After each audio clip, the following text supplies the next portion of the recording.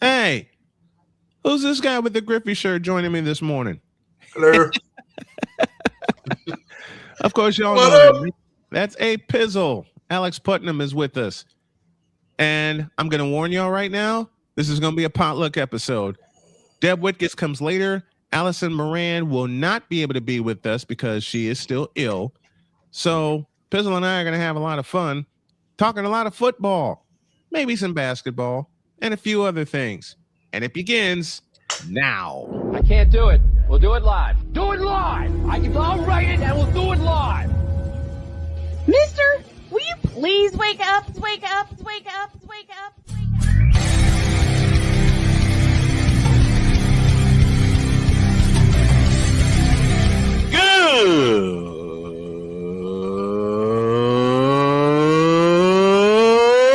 Good morning. Snowman here to all you Brock Purdy and San Francisco 49er haters. Shut up. I got to thank you, Shane. I mean, whatever happened to the games where breaking 100 points was, I don't know, unusual?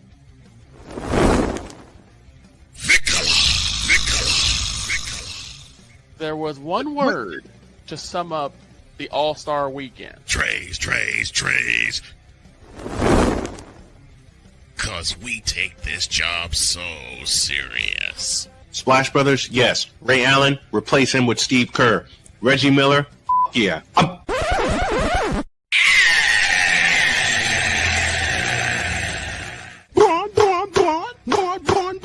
What in the all types of blue hell?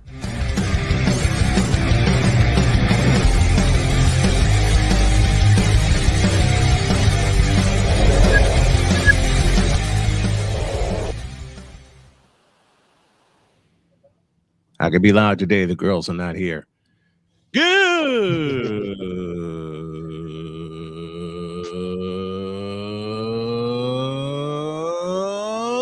morning and welcome one and all to the fabulous, fantastic football Friday edition of Snowman in the Morning. We made it through the week. Glad y'all made it with us. This first hour is powered by Invader Coffee, fuel for the fearless. Bam.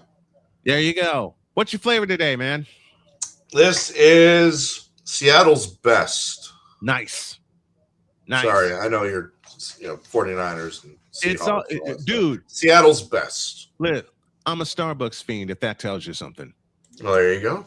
There you go. Listen, the Seahawks may be in my division, but I got no problem with the Seahawks. I've been watching them since their AFC days with Steve Largent and Dave Craig, and all they have done was just transition to the NFC. They've won a couple of Super Bowls. I got no problem with them. Okay. Oh, this young man here is the man in charge of the Pain and Gain Pick'ems. Pain and Gain Pick'ems. That's right, ladies and gentlemen.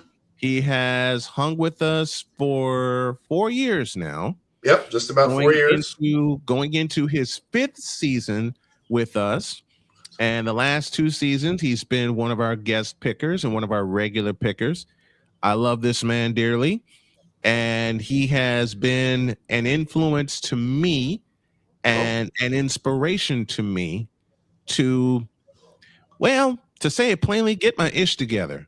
Because after my health problems, which I can proudly announce I've come all the way back from because I'm walking better, I would watch this man. No matter what happens, it would take something catastrophic to keep him out of action.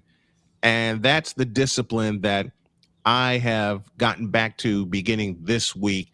And this man has been a big inspiration for me. So I wanted to throw him some flowers before we get started today. Thank you so much. Putnam, I love you dearly. I love tuning in to Pain and Gain Pick'ems, which is one of our biggest shows on SMSN radio.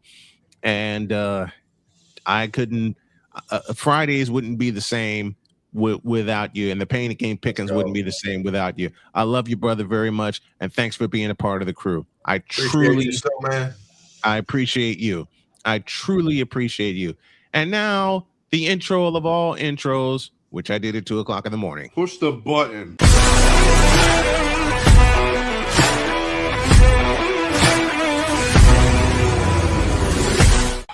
Football freaks, gridiron geeks. Bottoms up. Oh boy. Well, that game sucked. Dr. K, I'm sorry. Oh, hell no! Snowman, I'm sorry. Well, that game sucked. Now get out my face, you thirsty bitches.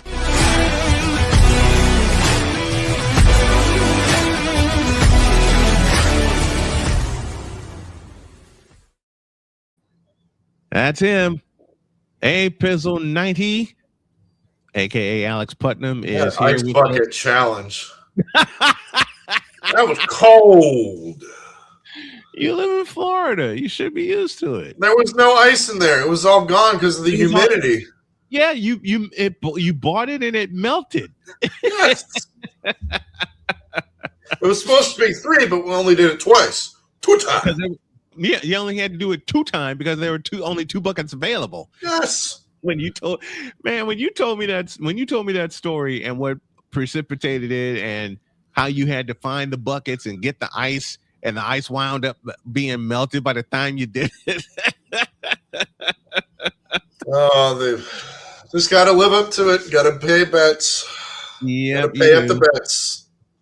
My wife and I made a bet last season when the Colts played the 49ers in Indianapolis, and she was supposed to be with me, but as I've told people as I told people when I tell people this story, she came in about 6 o'clock, and I saw the look of exhaustion on her face, and I was getting ready, and she practically fell into me. And she looked at me and she says, "I'm not going to make it to 8 o'clock. I said, "Baby, go to bed." Sound like Droid yesterday. Yes. Droid yesterday. I said, I told her, I said, "Baby, go to bed." And she says, "You're not going to get mad at me for not joining you?" I said, "Did you hear what I just said?" She starts laughing. And she says, "Yes." I'm like, "Baby, go to bed. Go to sleep. Sleep. Catch them Z's. Catch them Z's. Exactly. I will take care of this game." And when I'm on late, she sleeps through it because once she's asleep, she's gone. Right. Well, I kind of woke her up when D. Winters picked off Phillip Rivers and took it to the house. She came in while I was on a break and she says, "How bad is it?" I said, 48-27 San Francisco. Go to sleep. She gave me a kiss and she says, "I'm going back to bed. Hurry up and get done." You should probably do the same. I signed off that night and went right to bed. And she puts her arms around me and she says, 48 points. I said, "That's what the Colts surrendered." That's it. And she says, "Okay, you're here. The game is done. I can go back to sleep." Clark Goodlow is here with us. Anton the Tortoise, Napoleon Johnamite with the pineapples. Everybody in the chat with you know what? Of course, pineapples there. Listen, me and Spotify are gonna fight. No, you and me both. You and me both. It's happened at least 3 times ever since the Beyond the Myth, which everybody should check out. Yes. Celebrating its 6 months on YouTube. Yep. Excellent. Everybody should go check out Beyond the Myth. We should get that to over 1 million views. Fabulous documentary. Oh yes. But that song Pineapple, it's so catchy. It is. It's so catchy. You can't escape. You can't. I came in here one afternoon after I ran an errand for my wife and I put the headset on. I'm getting ready to edit. I throw on Spotify, and the first song, Pineapple. Every time. It gets it. Every time. And I'm sitting here humming the lyrics. Wife comes behind me and she says, "What are you listening to?" I gave her the headset. As I'm listening to this, she gave the headset back to me and walked out.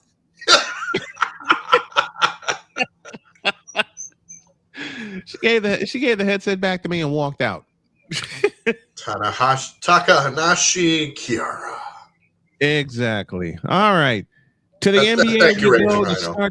to the NBA we go to start the day, and Oklahoma City is rolling. They're up 2-0. And they made these 2 games at home look very easy. The Lakers even had the lead for part of the game in the second quarter. And then you turn around and Oklahoma City sprints out to a lead at the half. Is it safe to say that Oklahoma City is the most complete team in the NBA right now? Yes. Definitely showing it. Yes, absolutely. And last night proved it. And they got draft picks for days. Oh, so they're going to be a force to be reckoned with for a long time. Very, very long time. Is SGA an MVP candidate? Yes. I would think so. I would think so too. Absolutely. They usually pick 3 to be MVP candidates. I would believe SGA is one. Wemby would be another. It's just finding that third candidate. But it's truly between Wemby and SGA just showed off last night. In fact, the whole team showed off. This is a team in Oklahoma City from top to bottom. They are the most complete team in the NBA, and they are the deepest team in the NBA. 100%. And if you look at all the dynasties throughout the years, the 70s, the 80s, go back to the Celtics days, the 70s, the 80s with the Celtics and the Lakers, the 90s with the Bulls, and then the Spurs, and then the Warriors. What always got them there? Depth got them there. From the floor to the bench, everywhere in between. Mark Daigneault has done a fabulous job with this team. 123-107 was the final last night. And in both games in Oklahoma City, and thank you, Rising Rhino, for being with us. And in both games, didn't it seem to you like Oklahoma City just toyed with the Lakers? Absolutely. They give me your especially in the third quarter. Yeah. Especially in the third quarter. Lakers only scored 22. Oklahoma City scored 36. 36 in the third. And they do it so fast. You blink, and the next thing you know, you've surrendered 30 points in a period to OKC. Right. They're one of the highest scoring teams in the NBA. Their defense is off the charts. All right. Through the roof. It is. It's I don't know who's going to challenge Oklahoma City for that title, because they're the deepest team right now. And like you said, and I want your thoughts on this, in that third quarter, the Lakers were creeping up the mountain, and then Oklahoma City just ran away. Give me your thoughts on that. Yeah, that's exactly what happened. Belt to ass. Mm-hmm. That's exactly what happened, especially in the third and the fourth. And the fourth quarter, the Lakers only scored 27, while the Thunder scored 32. 68 points in the second half. Mm-hmm. 68 points. Clark Goodlow said, yes, pure depth equals total team. And again, 100%. I compare it to all the dynasty teams. Depth won them those titles. He's got a point. Maybe San Antonio somewhere down the road. If San Antonio and Oklahoma City, and I said to myself, and I said to Jody, it would take a matchup like that, OKC and San Antonio, the top 2 seeds, for me to put the headset on. If OKC and San Antonio meet in the Western Conference Finals, I will put the headset on for it. That's what I think is going to happen. I think that's going to happen too, especially after the way the Spurs bounce back. Yep. I mean, they drowned Minnesota before they had a chance to get out of the pool. Absolutely. But what do you think now that the games are in Minnesota? The next 2 are in Minnesota today and Sunday. What do you think are the keys for the Spurs to really take control of this series? They need to absolutely dominate. Wemby has to be, he has to be on it. He has to be on his game 100%. Mm-hmm. And then DiVincenzo, he's most likely going to be out, I think. Yeah. So Minnesota's not going to be as deep as they were last year. Yeah, so they need to hit the gas running and don't let off. And a key player for me, aside of Wemby, is going to be De'Aaron Fox. Yes. Because in game 2, he showed what he could do with Wemby and Stephon Castle and the rest of that team. A team that a lot of people don't realize won 62 games. Mm-hmm. They won 62 games. And Minnesota surprised them in game 1 down in San Antonio. All it did was make them mad. Well, they were big mad. They were big mad. And Wemby hasn't really been Wemby in the first 2 games. Stephon Castle led them in game 2, but they had 6 players in double figures. Right. In game 2. Now, how does Wemby have to come out in game 3? And I want to look at him defensively. How does he have to come out in game 3 to like really establish himself? Ah, man. He just has to keep being himself. Keep being himself. You know a record no one looks at? 12 blocks in game 1. 12. I've never seen, even with my love for Akeem Olajuwon and David Robinson, I've never seen 12 blocks in a game. By a team, yes. By an individual, No. I had a chance a few years ago to cover a Spurs game with one of my dearest friends and Bill Schoenig, who was their radio voice for the longest time. And I had my doubts. I will say this aloud. I had my doubts about Wemby going into the season. Man, even though the Pacers won that game, Wemby made a liar out of me in a hurry.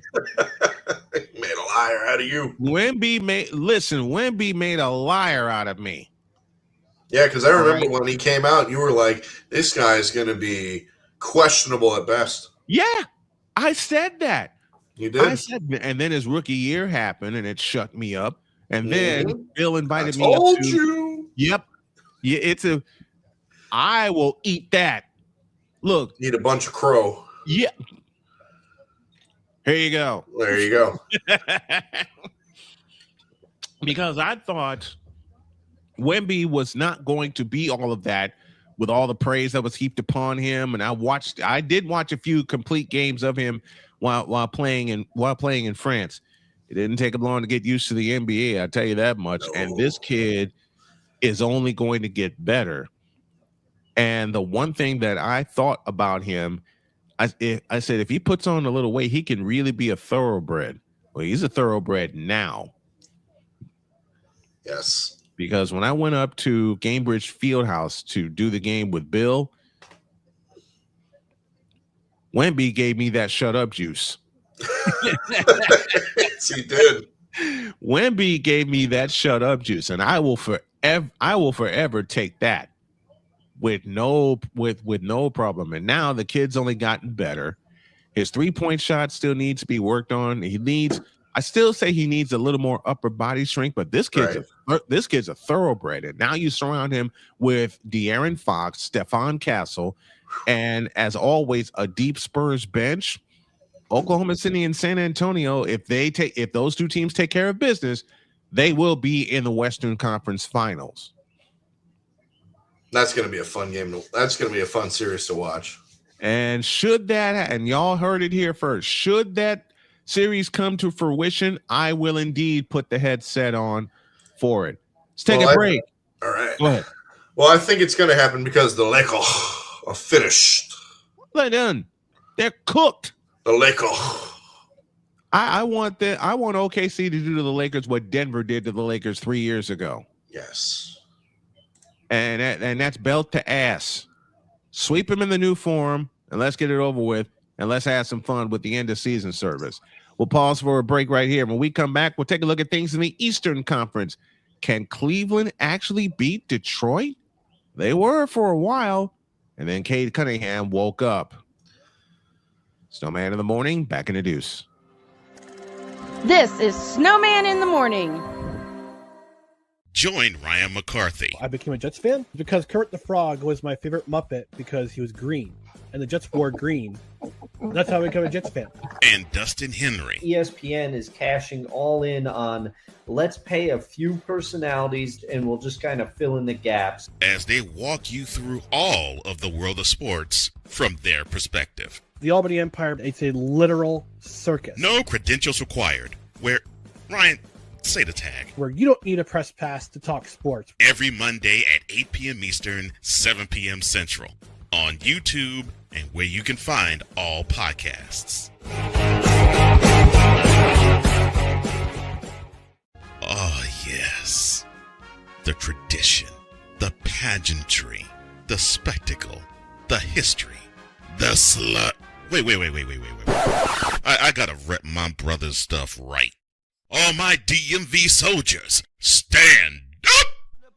And welcome to the Commander's Gridiron Report. You want your commanders to be repped right? Well, D. Willie is your man. Commander's Gridiron Report. Every Tuesday at 11:05 a.m. Eastern, 10:05 a.m. Central. On the Sotoba Media YouTube channel. Music by J. Cool. Where's my soldiers? Right side. Commanders. Where's my soldiers? Left side. Join the transporter to Hades. Your butt and gut becomes one.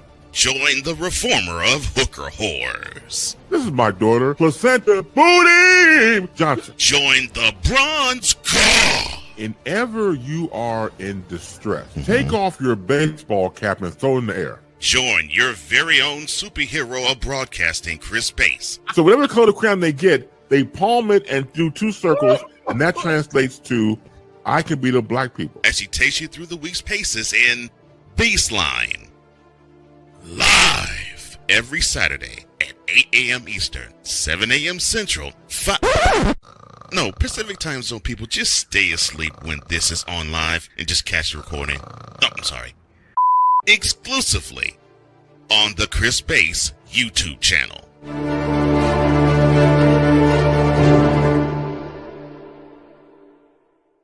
Cause we take this job so serious. I'm on Alarm Island. Give me them cocks! Okay. What in the all types of blue hell? This is Snowman in the Morning.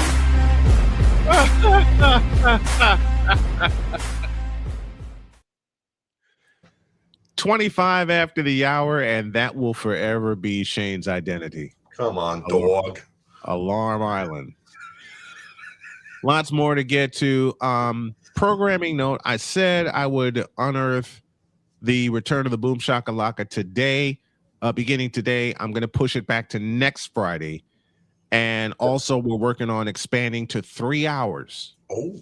Yeah. So what's going to happen and we're looking at Labor Day to launch 3 hours. So here's how the Fridays are going to go.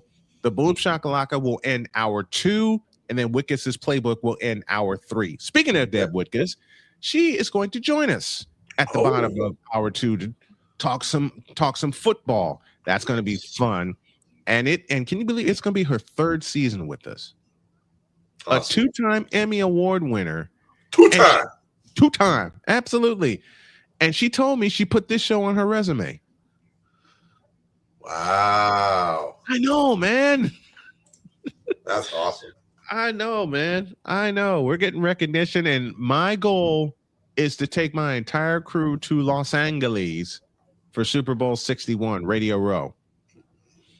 That'd be nice. That's my goal. That's my goal. And that way y'all can meet the woman who saved my life. And will forever be mine. Y'all can meet the great Dr. K. Dr. All right. K. Yep. All right, to the Eastern Conference we go, and who's more unstoppable, the New York Knicks or the Detroit Pistons? Pistons. It's got to be the Pistons. You know what? I said this a few days ago, and I will say it again. I don't trust New York. Oh, you don't? No. Because the last 2 years, they were right there on the precipice of climbing that mountain. Then they get smacked both times then they get smacked 2 times by the Indiana Pacers. Once in 7 games and once in 6 games. They have the red carpet laid out for them because they don't have to contend with Indiana, but they will next year because Tyrese Halliburton will be back and they're going to rebuild that team. But then I think about the defense of the Detroit Pistons, and my mind goes back to that defense they played in 1989. They're the bad boys. When they were the bad boys, absolutely. Now, did they piss me off? Yes, because they kept beating my Bulls. Of course. 3 straight years they beat the Bulls. 88-5 in the East semifinals, 89 6 games in the East finals, and 90 in 7 games in the East finals. This is that hard-nosed defense of the Detroit Pistons that I'm seeing, and Cade Cunningham is their leader. Jalen Duran has come on like a house of fire. Mm-hmm. And Yes, we mentioned it in the last segment that you got to have some depth, and the Detroit Pistons have some depth.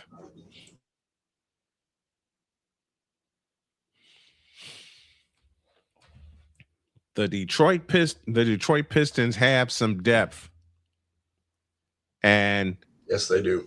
That's going to do nothing but help them get to the East Finals and maybe the World Championship Series. Does Detroit's makeup A, remind you of the bad boys, and B, can they get all the way to the finals? Yes, and yes.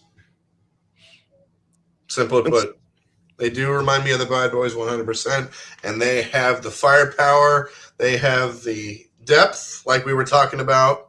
They have the depth to get to the finals, and I think the Pistons will do just that, especially when they have Cade Cunningham. Cade Cunningham is a monster. All right. Yes, he is. And he was another one that I had my doubts about, and he shut me up. Tobias Harris has been huge for them.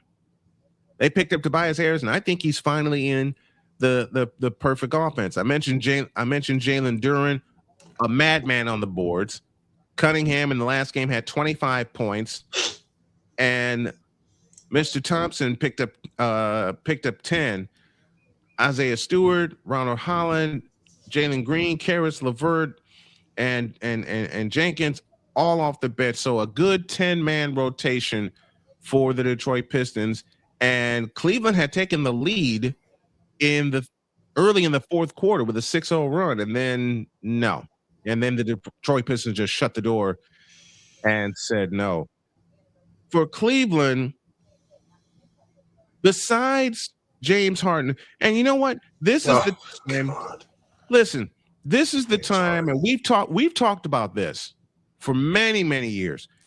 James Harden always pulls a disappearing act when the lights are brightest. He was supposed to be, and I underline the phrase supposed to be, that final piece for the Cleveland Cavaliers to get to the World Championship for the first time since 2016. You know how many points he scored in game 2?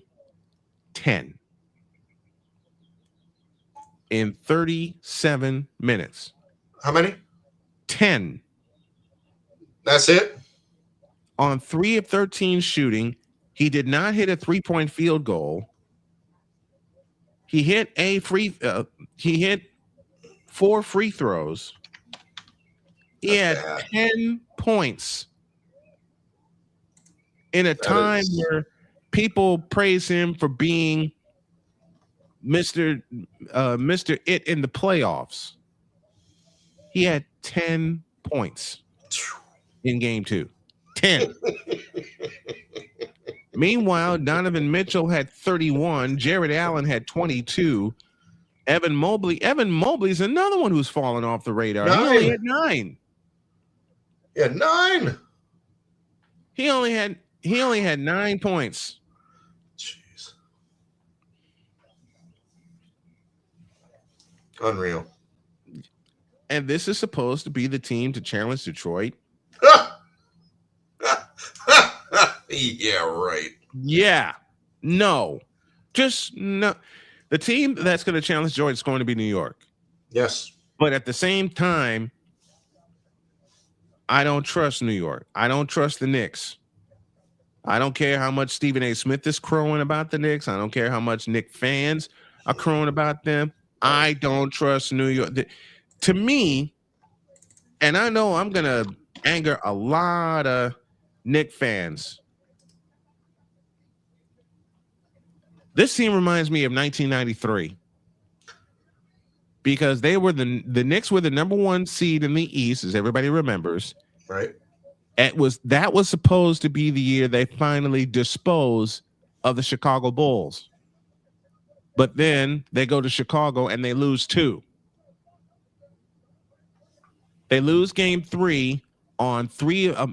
Listen, if you were to tell me, and this was a headline I saw on the Chicago Sun-Times, if you were to tell me that Michael Jordan went 3 of 18 from the field and the Bulls win by 20, I'd have called you crazy. And then the next line says, "Shut up, it happened." Yes, it did. That was the story of the Chicago Sun-Times that Sunday. And then Memorial Day, he went completely off for 54 points.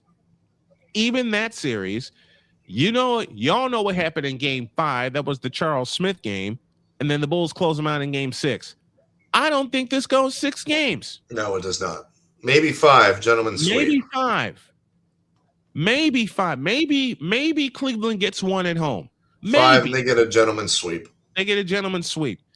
And I'm stressing the word maybe they get 1 at home. Maybe the Cleveland gets 1 at home against Detroit. It all signs point to, and you said it earlier, my friend, all signs point to New York and Detroit in the Eastern Conference Finals. Yes. New York is not deep. They rely too much on Jalen Brunson.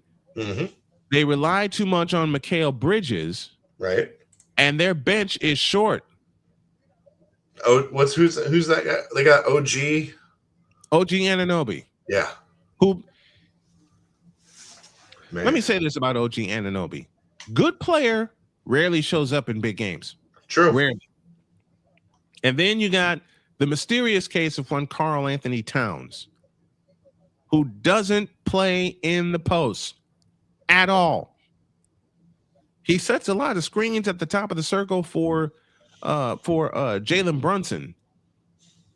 But I'll go ahead and ask, what has he done since he's been in New York? Nothing.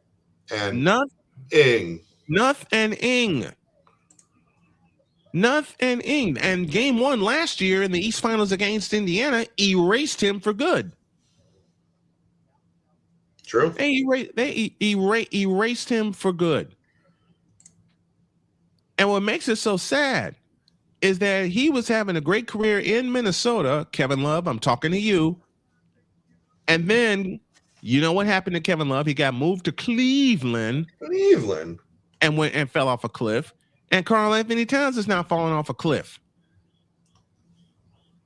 And for that reason, and the reason that they rely on Jalen Brunson entirely too much, I don't trust the Knicks. Period. Oh, Napoleon, you're wrong for that. He says the Caleb Williams of the NBA. Thank you, Vicola, for that. You're wrong for that. Napoleon's at it again, folks. We'll take a break. When we come back, for once, Pizzle and I are on opposite ends of a subject. Yes, we are. The NCAA tournament is the subject. And me and Pizzle gonna fight. Oh, no. Oh, no. Me and Pizzle gonna fight in a deuce. This is Snowman in the Morning. Drew Willingham. In this case, yeah, you put the blame on Kyle Shanahan for apparently not preparing the team enough for the overtime rules, supposedly. Cole Johnson. Peyton was considered the winner, and he was the darling of all darlings for Gerald. With a special appearance by Tyrone Alizé McDummy. Ain't nobody calling me. kicks. Delete! Delete! Delete! Delete! Delete! Delete! Join these two football enthusiasts as they give you Total Football Talk. Live every Monday at 4 p.m. Eastern, 3 p.m. Central on the Sertoba Media and the Comey Media YouTube channels.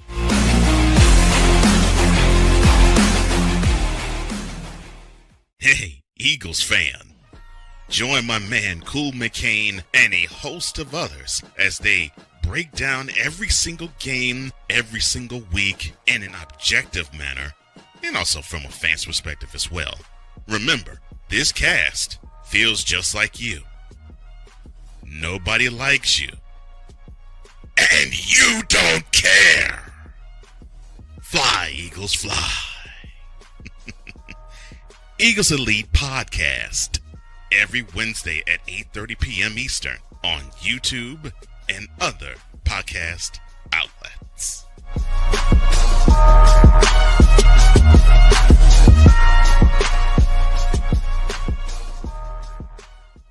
From the hills of Santa Clara to the legacy of the stick, this is where red runs deep and greatness wears gold. 40 plus years of fan, 30 years in the booth, and now it's personal. The 49ers like you've never heard them before.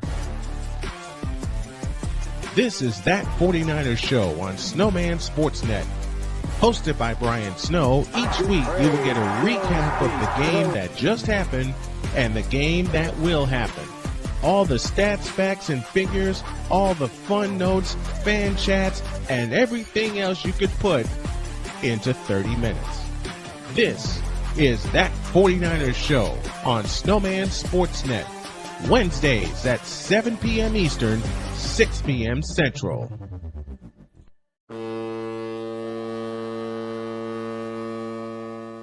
Cause we take this job so serious. What are we doing? What in the all types of blue hell? This is Snowman in the Morning. I really don't know anymore. Me neither. Me neither. 40 after the hour, 20 before the top of the hour. Okay. We don't fight. Uh-oh. Uh-oh. Of course, I say that very, very kiddingly. Your thought, I want your complete thoughts on the NCAA tournament, men's and women's, expanding to 76 teams. I did not see the women's expanding. I thought it was just the men's. Yeah, but women are expanding too. Men's and women's tournaments are expanding to 76 teams. I'm all for it. I'm all for it because a simple thing, it's called parity. Ah, okay. Some variety in college sports, you know, something different. It's just something different. So how many play-in games would there be? There would be, let's see, I believe. Would there be like 12 of them? So there's the first four, right? So that would be 2 games. There'd be 12 games. So there would be 12 teams added. So that would be 6 games. 6 games. There would be 6 games. Yeah. There will be six. You know what? I'm kind of leaning that way too. Now, I've made my thoughts known. People know when the NCAA expanded from 48 to 64 teams in 1985. I questioned it, but then I watched the 85 tournament, and then Villanova pissed me off, beating my Georgetown Hoyas. They did. But that was a fabulous game, and that was a fabulous tournament. Then they expanded to 68, and the first four is crazy. Anybody who has not watched the first 4, I am going to give you the encouragement to watch the first. I love that. I love the first 4. I'm all about the 64 teams. For me, I want to look at it. I want to take a look at it. Now McCarthy's in on the fun. He joins us. This is parody, more like parody. March Madness is a shell. Well, it's more basketball. It's more basketball. Why are you complaining about more basketball? But would they be able? Okay, first of all, it's great for the bubble teams. Yeah, Yeah, it would. It's great for the bubble teams to see some variety of bubble teams get in. Yes. But my question is, when would it start and when would it end? We know the networks, the 4 networks that are involved, that is CBS, TBS, TNT, and True TV. That's the 4-station cluster that covers the tournament. Right. I don't know. Maybe old Snowman will get a chance to cover the tournament and put the headset on for it. Because I think no, it's not Sirius XM. It's Westwood One that has the radio coverage. It's Westwood One. You know what? I think I'm gonna throw an application in. Why not? There you go. I'm throwing an application in and be one of the radio calls. If not, I'll do it here in studio. But you think parity is going? You think this is going to help the NCAA get back to where it once was to have 70 teams in? It'll help. It'll help. It's more basketball. Less complaining from the bubble teams that they didn't get in because their record was, So who was a bubble team this past year that you thought should have gotten in on their record alone? Because the record plays a big part in who gets in and who doesn't get in. Let me check here real quick. Live research, folks. Live research. What's the Birchwood Vampires with this? What's going on, my friend? Hey, Vampire Luke, what's going on? I think Miami got in, right? Yeah, Miami got in. Okay. I forget. Maybe Oklahoma? I think Oklahoma didn't make it in. Maybe. But but now they're going to be. But is it great for the kids? Sure. But my concern is that the fan is going to spend more money for either TV or for travel. You know what, McCarthy? My thought is this. They were going to do it anyway. Just for the experience. What's up, Playmaker? I think the fans were going to do it anyway, just to have the experience of being at an NCAA tournament game. I think they're gonna do it anyway. And wherever the Final Four is, I know this past season was in Indianapolis, and you got your laptop open. Tell us where the 27 Final Four is. Is it in Vegas? 2027 is going to be in Ford Field, Detroit, Michigan. Oh, they're going to Detroit. Yes. Is it the following year they go to Vegas? 2028, let me see, is in Vegas. Yes. Okay, 28, it's in Vegas. 27 is in Ford Field. And then 29 is back to Indy. Indy's host. I think Indy has hosted it the most between Market Square Arena and now the Hoosier. They had it the Hoosier Dome and Lucas Oil, and I love Lucas Oil Stadium. That is a beautiful facility. Did you relay my message to Indiana? Yes, I did, Playmaker. I taped a segment this morning with Dray, and yes, I did. Leave Stephanie White alone and let her coach the team. We'll talk more about that. We'll talk more about that at the top of hour 2 when we give our preview of the WNBA. I did have a segment with Dray planned, but what I'm going to do is I'm going to run it during the pregame show tonight, so y'all will hear his thoughts. Okay. Iowa got in and they lost. Illinois got in and they lost in the final. Four. Did you expect Illinois to get to the Final Four? No. I don't think anybody expected that to get there. No. My wife came in and she says, "Okay, who are you cheering for? That's your underdog." I said Illinois, easy. They got beat by Connecticut in the Final Four in Indy. But it gave me such 2005 vibes, when they basically stayed home because they played in Indiana, then they played at Rosemont Horizon. I can't call it All-State Arena anymore. And then they went to St. Louis. Right. It gave me those kind of vibes, But I will have to see it. I'll have to see how this plays out and how the schedule plays out, because Deets brought up a great point on how the scheduling is, and are they going to have enough announcing teams to cover it? True. They should have enough. Are they going to play the first 6 in? Is everybody that gets into the play-in round, which is essentially what it is, are they going to play in Dayton? Are they going to keep the first 4 in Dayton, or are they going to split the sites? Birchwood Vampire with a super chat. Miami got in. I'll take things we won. We won't say in the NFL for the next 15 years. Let me highlight this. I'll take things we won't say in the NFL in the next 15 years. Wow. Rude. Nice.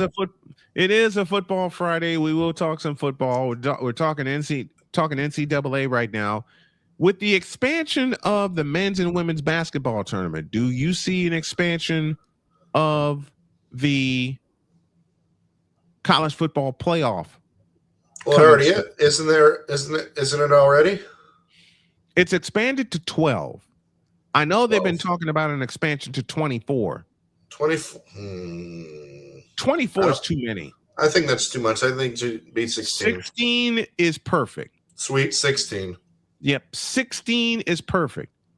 Okay, the Division 2, the Division 1 AA and Division 2, they can have 32 teams because they need to generate the money because they're not getting it from the big boys.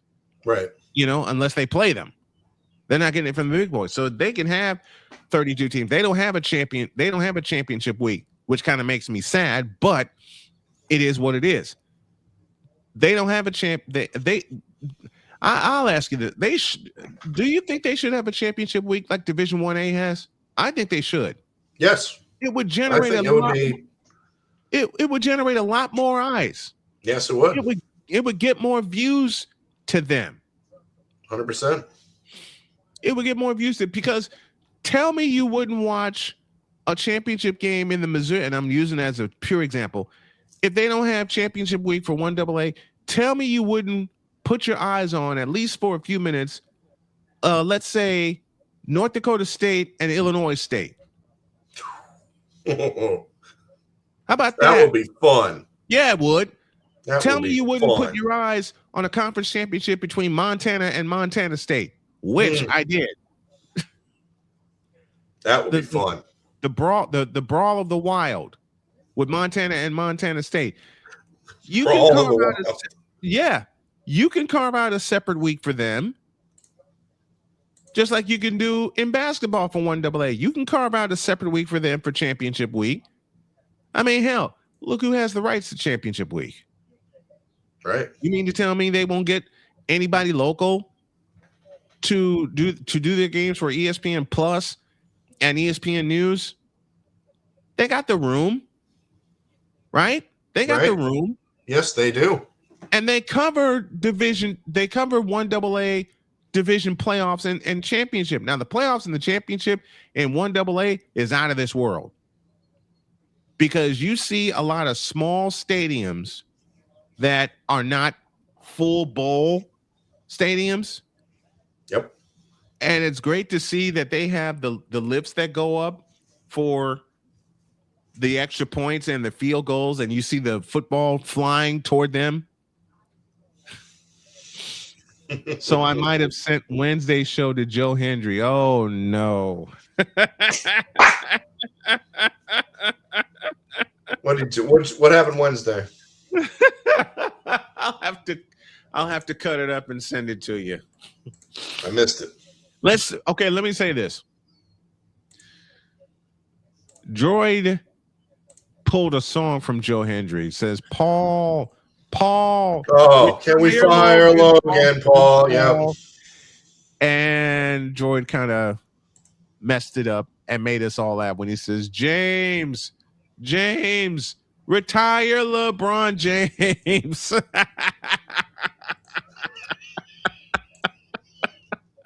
Nice. Can we fire Logan Paul? Absolutely. Logan Paul's got to go. All right. He got to go. He got to go. LeBron James got to go. Yes. And because this is a Football Friday, Aaron Rodgers got to go. Oh, poor Elsie Muscles. Oh, man. I feel so bad for him. I do too. He has to root for that all season. Oh, man. All year. And McCarthy, who's a bonehead. And Mike McCarthy. Oh, my God. Who Tiny Tim said Mike is McCarthy, a bonehead. He is. He is a bonehead, man. You got and LC Muscles, poor LC Muscles, has to root for that all season long. Oh man, we're bleeding into our football talk now. And thank you, Pizzo, for the discussion on the 76 teams. We'll be talking about that more as time goes on. That's right, Mike McCarthy, not Ryan McCarthy. Mike, yeah, that's Mike McCarthy. That's Mike McCarthy. Or what is not? He says not Ryan too. Oh gosh. All the rowdy friends are in the chat this morning. And LC, this one's for you. Y'all are going to have a horrible season coming up. Why? Because yes, Aaron, it is you. It has always been you. It always will be you forever and ever. Amen. Darkness retreat. Yep. Again, it's not the first. Come on, let's be. It's not the first one he's had. It won't be the last one, because the last one will send him would have him riding off into the sunset. He's going to continue whatever team he's with. He's going to hold that team hostage. I mean, he did it to Green Bay 4 times. Yep. He did it to Green Bay 4 times. He's going to hold that team hostage. Then he's going to make his decision at the last minute, and then all the papers are going to come out. He did it to Pittsburgh last year. Yeah, he did it to Pittsburgh last year, and he's doing it to Pittsburgh again. He's doing it to Pittsburgh again. Mm-hmm. See, that's when I turn the tables and lock the doors before he shows up. Make up your mind. Exactly. Don't say hard. You want to play or not? Exactly. Don't set foot in here unless you want to play for the Pittsburgh Steelers. End of story. Yep. I can't stand. Hell with it. I can't stand players like that. That whole team's hostage. I agree. That think they are just the ish, and nothing can touch them. Dear Aaron Rodgers, you lost 4 playoff games to 3 different quarterbacks to my San Francisco 49ers. Let me repeat that. You, Aaron Rodgers, lost 4 games to 3 different quarterbacks for the San Francisco 49ers. You lost to a quarterback, Aaron Rodgers, in the playoffs who only threw the ball 8 times. And that, of course, was Jimmy Garoppolo. Jimmy Garbagelo. Yep. That was Jimmy Garoppolo. He only threw the ball 8 times. Why? Because the 49ers ran for almost 300 yards. Yes, they did. Raheem Mostert ran him over. Mm-hmm. When you're watching a game with your team and they're playing somebody that they're playing a team that you can't stand, what was the last game you saw where you see a team playing yours and you see one moment from the other team and you think, oh, this game's over already? Insert Buffalo Bills versus Miami Dolphins game here.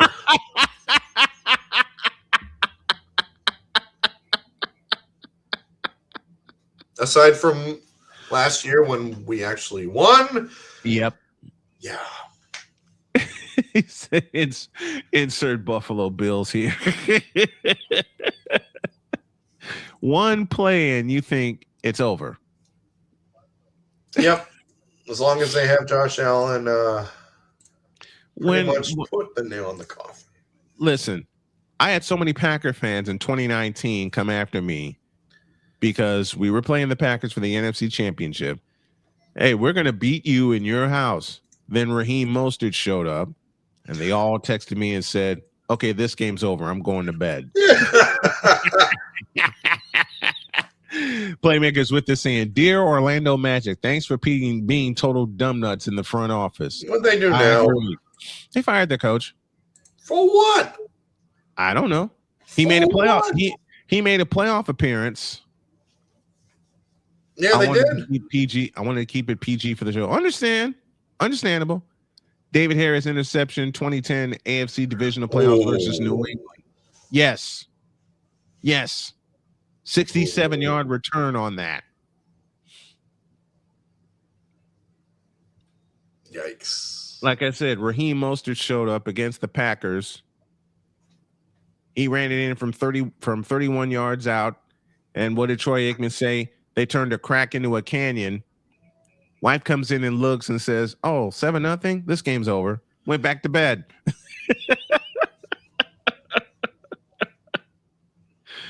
Listen, I'll give you this one before we go to break.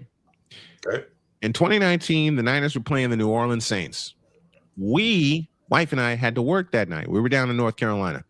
Oh, another £5 super chat. I got a dip, but nice to drop by and say, hey, I got to message you on Discord, Pizzler, soon. Thank you, Birchwood, for both. Thank you for both of those, Birchwood. Totally appreciate that. But they were playing New Orleans. I'm wide awake because I'm watching the feed with the volume down on my phone. When George Kittle made his beast mode catch with 3 Saints trying to bring him down, I was shaking in bed, and then I turned and looked at Jody. I said, I gotta be quiet. Jody's sleeping. Then they won the game, and I finally fell asleep. Playmaker, they fired the coach but signed the GM to an extension during the season, and no one knew. Oh yeah. That's total shady. Total dumbasses. That's shady. And that made Jamal Mosley a sitting duck. If no one knew they signed the GM to an extension, it doesn't matter how far Orlando went in the playoffs.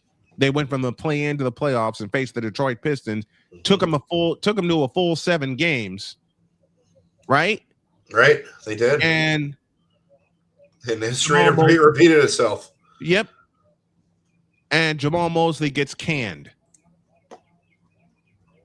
I don't like that.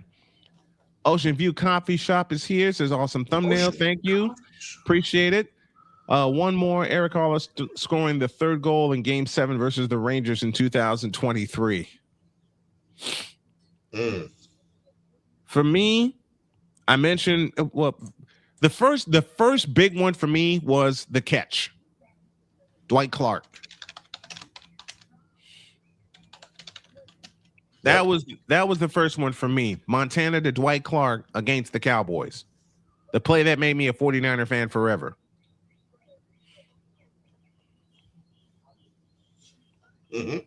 That's the play that made me a 49er fan forever. All right, we got to take a break.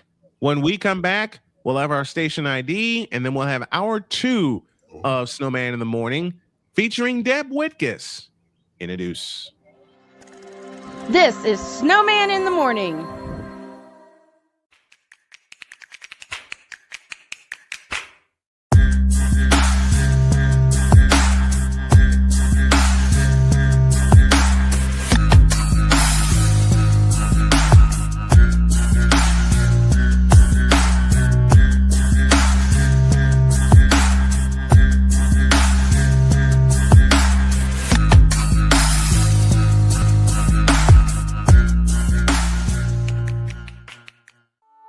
I'm Jenny Garth, and as a mother of 3, I know kids worry about a lot of things. Getting enough food to eat shouldn't be one of them. But here in America, that is a real worry for 1 in 5 children. Even though we are one of the most food-rich countries in the world, 15 million children don't know where their next meal is coming from. This is unacceptable. and something the Feeding America nationwide network of food banks is working to solve. Instead of accepting that our country lets billions of pounds of surplus food go to waste every year, Feeding America has made it their mission to help families in need by rescuing this food. Through food pantries and meal programs, the nationwide network of food banks provides more than 3 billion meals, serving virtually every community in the United States, including yours. Join me in supporting Feeding America and your local food bank by visiting feedingamerica.org. Together, we can solve hunger. Together, we're feeding America. My mother was always very familiar with her neighborhood, but one day she stopped at the stop sign for much longer than usual, and she didn't know whether she should go forward or turn, and she wasn't even really sure where she was at. It was very unsettling for her. I felt so much better after my son told me, "Mom, I don't want you to worry or be afraid. I'll be there for you and we'll figure it out."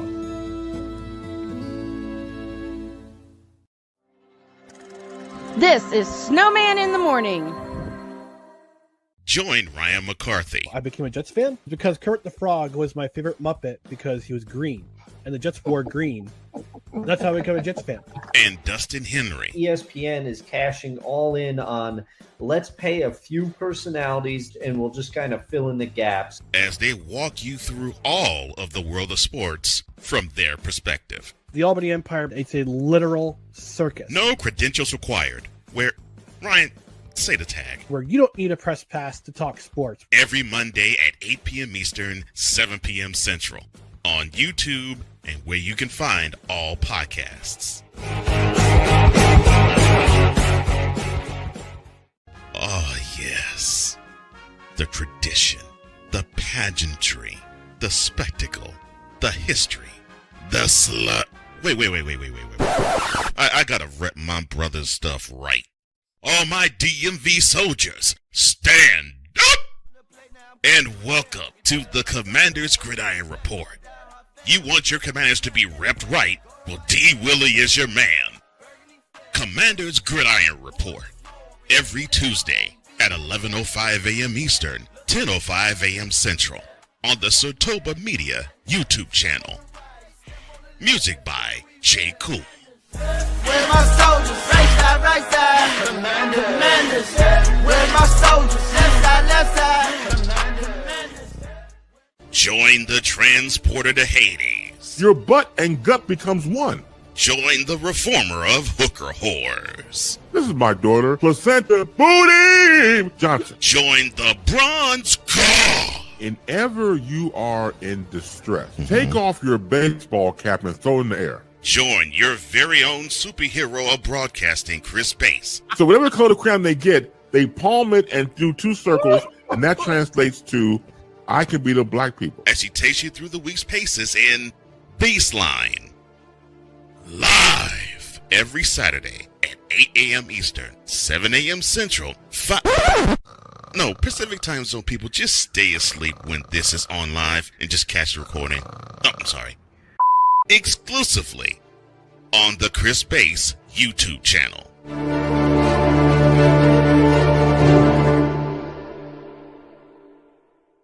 Cause we take this job so serious. I'm on Alarm Island. Give me them cocks! Okay. What in the all types of blue hell? This is Snowman in the Morning.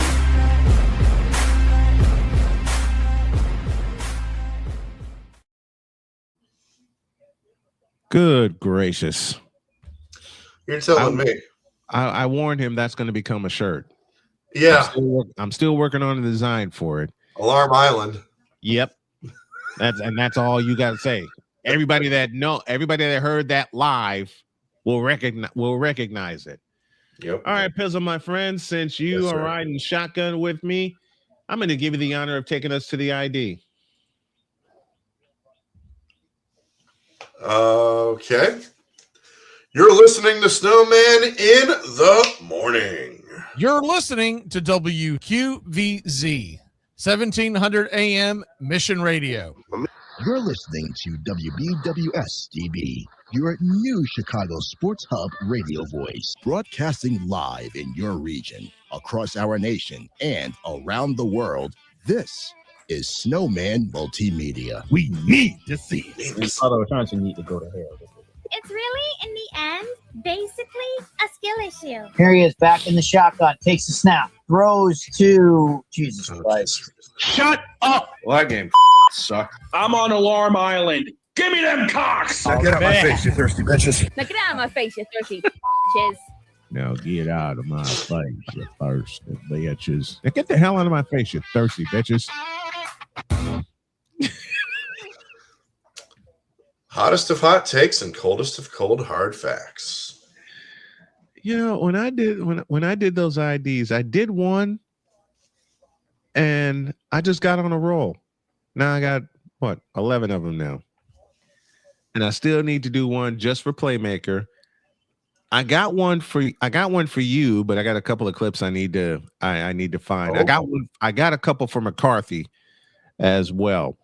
11:08, 8 minutes after the hour. And Playmaker dropped Skip Bayless's GOAT list. Yes, because he's on first take right now. I'm sorry. That's all I got to say. Two men who ruined sports television as we know it are gracing us with their presence together on the show that they made famous. Jeez Louise.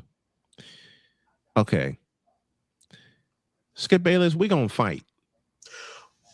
His GOAT list goes like this: 1 MJ, 2 Magic, 3 Shaq, 4 Kareem. That's bullshit. 5 Duncan, 6 Russell, 7 Kobe, 8 Bird, 9 you know who, and 10 Wilt. Come here. Where is it? Nope, it's here. Oh, dear Skip Bayless, I ain't got no time for this bullshit. Kareem at 4, really? And thank you to my friend BGS, aka the Master Teacher, for supplying that sound. LeBron, listen. Once and for all, LeBron is not in my top 10. Nope. Never has, never will be, period. Same. Now, the rest of the list, I'd switch Duncan for Larry Bird. Yes. Actually, there are 3 that can fill that spot. Larry Bird, James Worthy, and Scottie Pippen. Pippen, yes. 3 Hall of Famers. I got nothing against Tim Duncan, who was a hybrid at Wake Forest. Right. He was a hybrid at Wake Forest, and he was oh man, I love Tim Duncan. Love Tim Duncan. Look, Tim Duncan was quiet and regular and played basketball the right way. I wish the rest of the NBA would have learned from that, but that's another rant for another time. But you can Duncan, I think Duncan would make my top 10 if it weren't for the 3 forwards I mentioned. Larry Bird, Scottie Pippen, and James Worthy. And there's a whole bunch of other small forwards. Dominique Wilkins, Alex English. Yep. Adrian Dantley. Adrian Dantley. Adrian Dantley. Oh my gosh. A lot of small forwards could be on that list. I mentioned Alex English. You know who else could be on that list? Chris Mullin. Oh yeah, Chris Mullin, of course. Chris Mullin. He could be on that list. And for the wife, Reggie Miller could be on that list. Because Reggie Miller raised hell, especially when playing either the Bulls or the Knicks in the playoffs. Right. But no mention about Chris Mullin. No mention about Larry Bird, which pisses me off. Because Larry was the kind of player that you wanted to root against, but you couldn't. There are a lot of players like that. You wanted to root against him, but you couldn't. Because Napoleon. I saw it. You know what? Yeah. You know what? When I do my next ID, I'm going to have my best bloopers in there. Oh, including that one. including that one. Who else could we put in that? But that small forward position, especially in the 80s and the 90s, you had so many great small forwards. In particular in the 80s. Now, I'm going to mention a small forward that's going to make a lot of bronsexuals upset, but I don't care. Dr. J. Oh man, my first favorite player, Julius Erving. Or as Dave Zinkoff says, Julius Erving. Can't go wrong with Julius Erving. What about Dominique Wilkins? Dominique Wilkins. Elgin Baylor. Paul Pierce. Elvin Hayes.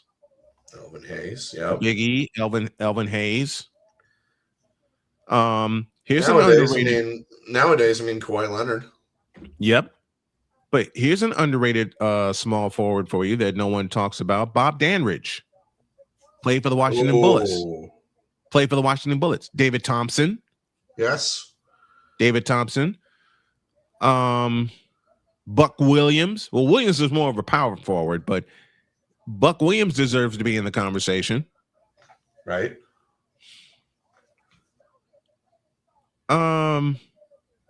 Like I said, so many. Way too many, as a matter of fact, to be honest. That's an argument we'll have for another time. And that's a 2-hour show in and of itself.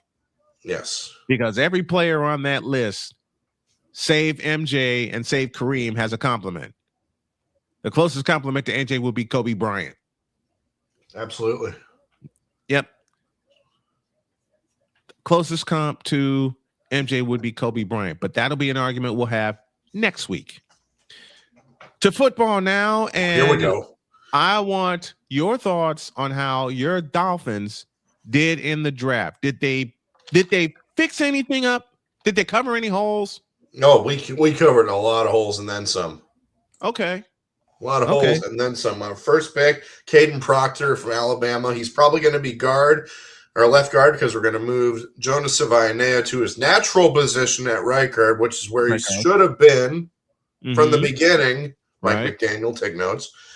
Caden Proctor, we're going to put him at left guard, and then at cornerback we got Chris Johnson from San Diego State. Really, really good. I personally would have gone with D'Angelo Pons, but unfortunately he went to the New York Jets.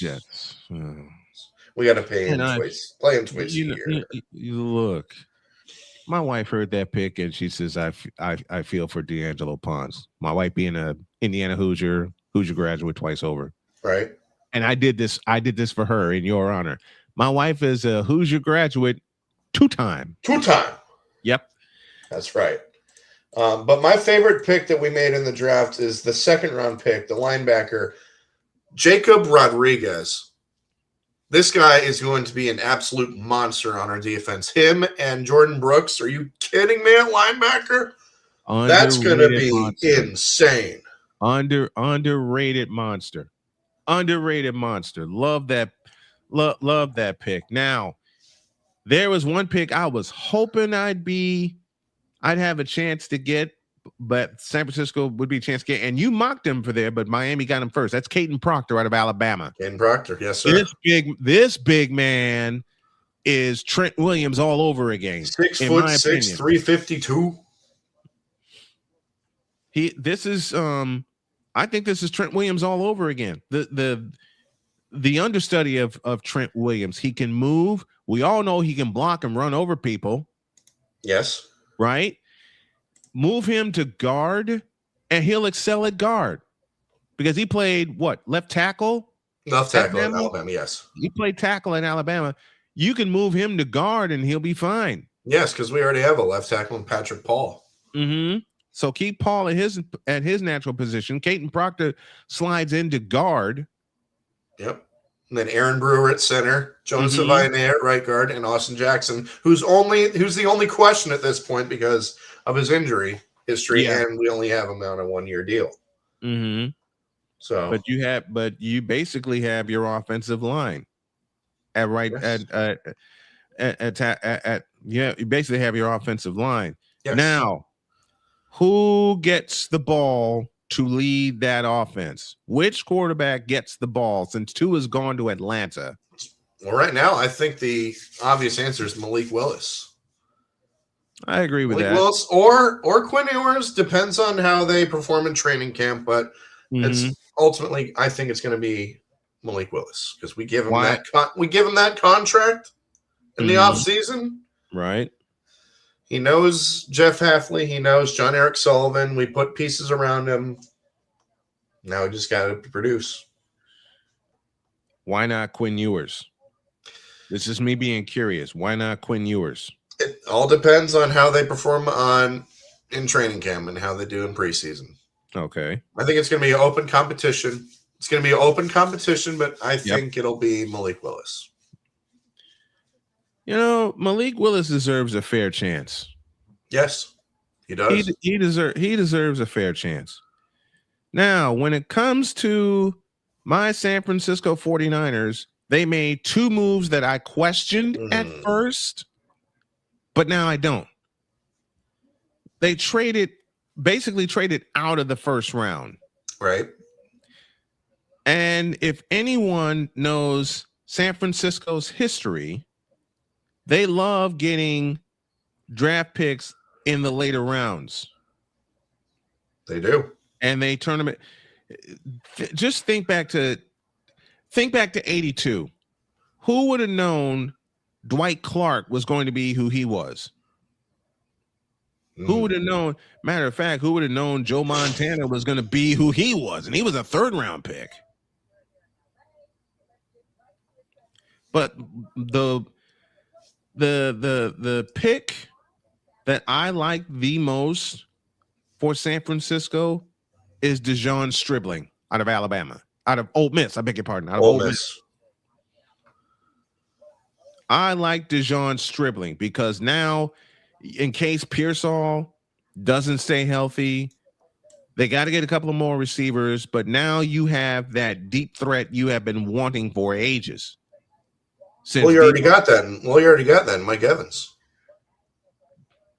Wow. So we got two deep threats. Yeah. DeJon Stribling and Mike Evans is I think Michael.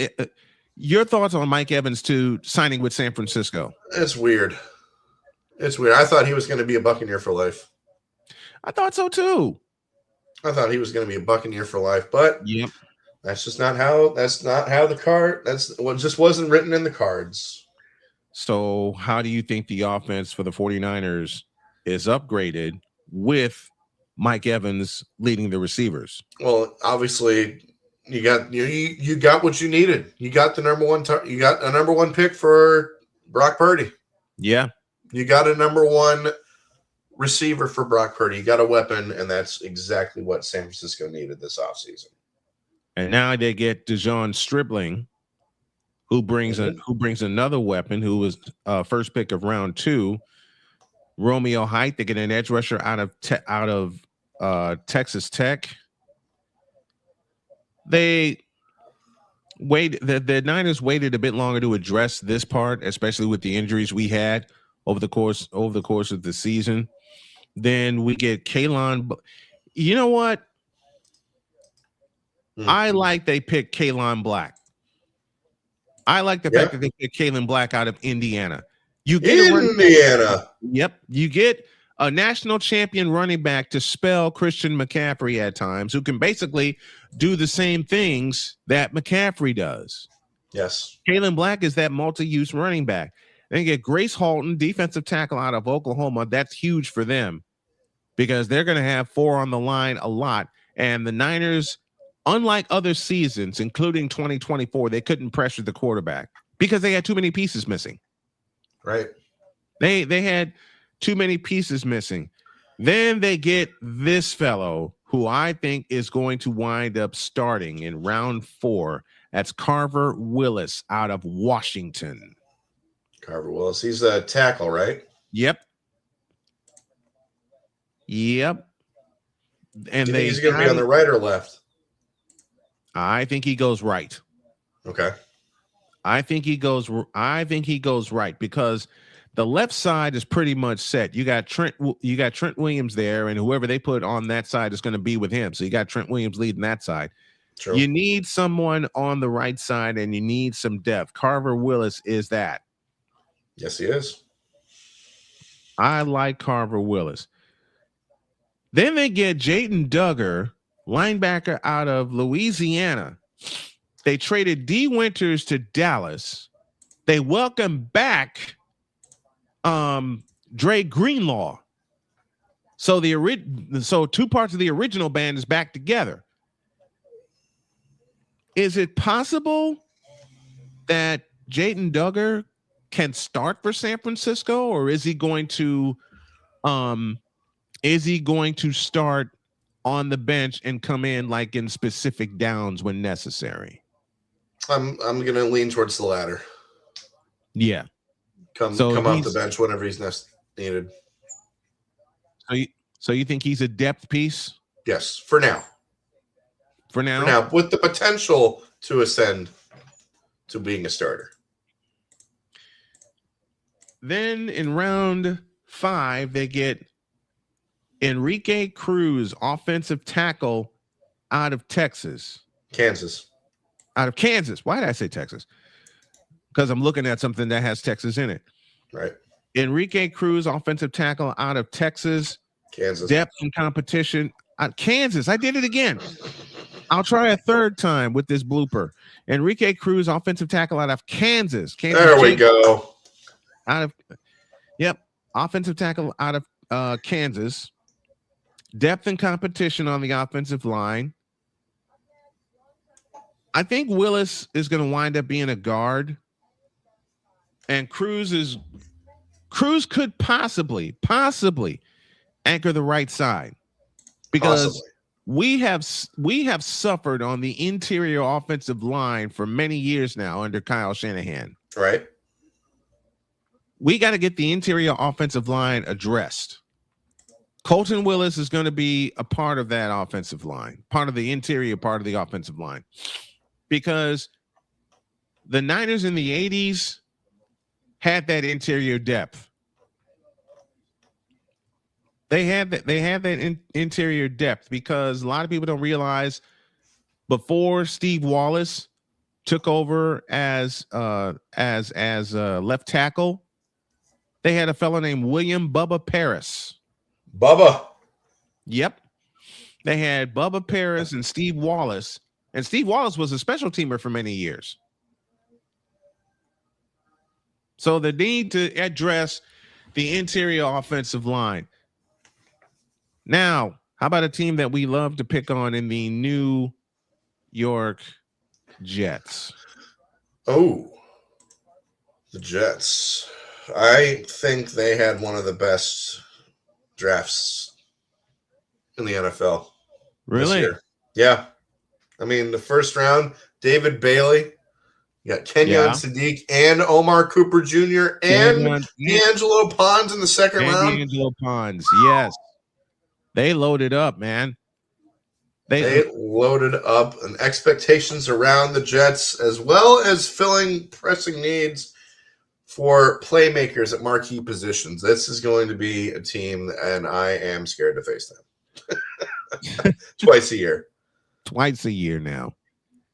Twice a year. And Darrell Jackson Jr. from Florida State, the defensive tackle. Mm-hmm. The only question is drafted Cade Klubnik in the third round, or in day 3. Yeah. Bit of a gamble there because I thought they were for sure going to wait until 2027 to get their quarterback of the future. So yeah, we'll see. Yeah, we'll see. We'll see. Got to take a break. More draft fallout stuff, including thoughts on the Eagles and the Rams from our special guest. She'll be with us after the break. Snowman in the morning, back in the deuce. This is Snowman in the morning. Drew Willingham. In this case, yeah, you put the blame on Kyle Shanahan for apparently not preparing the team enough for the overtime rules, supposedly. Cole Johnson. Peyton was considered the winner, and He was the darling of all darlings for Gerald. With a special appearance by Tyrone Alizé McDummy. Ain't nobody calling me. Text delete, delete, delete, delete, delete, delete. Join these two football enthusiasts as they give you Total Football Talk. Live every Monday at 4 p.m. Eastern, 3 p.m. Central on the Sertoba Media and the Comey Media YouTube channels.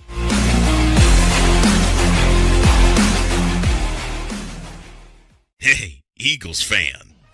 Join my man Cool McCain and a host of others as they break down every single game, every single week in an objective manner, and also from a fan's perspective as well. Remember, this cast feels just like you. Nobody likes you. And you don't care.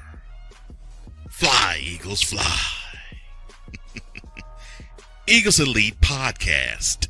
Every Wednesday at 8:30 p.m. Eastern on YouTube and other podcast outlets.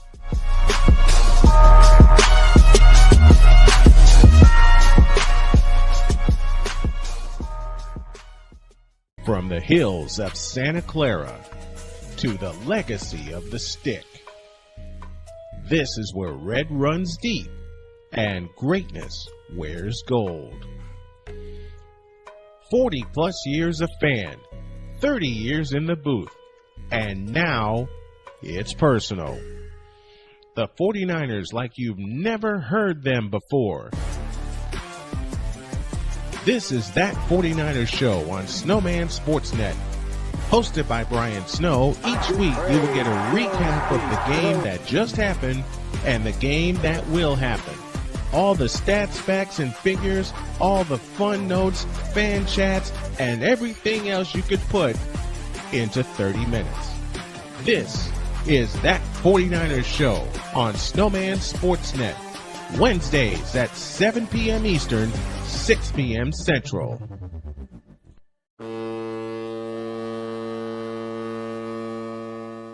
Cause we take this job so serious. What are we doing? What in the all types of blue hell? This is Snowman in the Morning. I don't know, man.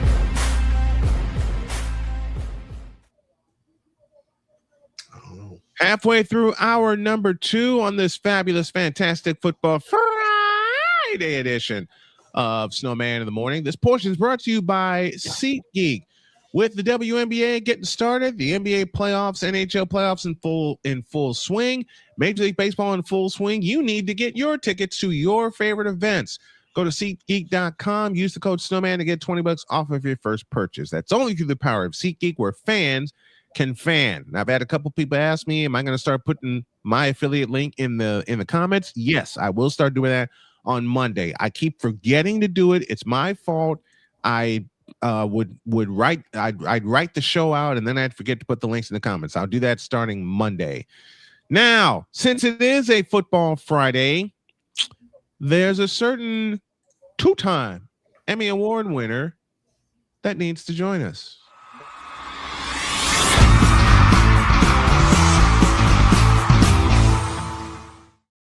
Hi, everybody. Hi, Pizzle. How are you? Hey, what's going on? It's good to see you guys both. Wow, it's. I guess it's off season, but not really, right? Like, always stuff going on. Always stuff going on in NFL, right? How are you, Deb? I'm Great to good. see you. I'm good. It's so good to see you guys. Sorry, I'm still asleep a little bit here. I don't know why. I stayed up late. Mourning the Phillies and the Flyers lost. You don't have to explain twice. Mm-hmm. You know, I have faith. I'm in both. I've got my you already Flyers. know. You already know the ridiculous hours that I keep here in this office. Got my Phillies. There you go. There we go. Love that. Still have hope. Love that. Okay. Let's talk Rams and let's talk Eagles. You were in the war room. I was with the Los Angeles Rams. I was in the building, let's say. Oh. I was in the war room building. Yes. What was that like? It was so much fun. That was my first time covering a draft and actually being close to a war room. I was in the media room, which was downstairs from where the war room was taking place. So the entire staff was actually as I was sitting there, like towards the right. It was actually a really small building, to be honest. Yeah. So it was interesting. I was, one of in media. There was probably at one point there was about 30 people there. Mm-hmm. But that was when Ty Simpson was coming in for his press conference. Cannoli agrees. Cannoli says hi. Hi, Cannoli. Hey. You mentioned Ty Simpson and Cannoli makes an appearance. Yep, there we go. Both youngins, right? Yep, absolutely. So, yeah, no, it was an amazing experience to have, Sean McVay and Les Snead sitting there right in front of you talking about the picks that they just made.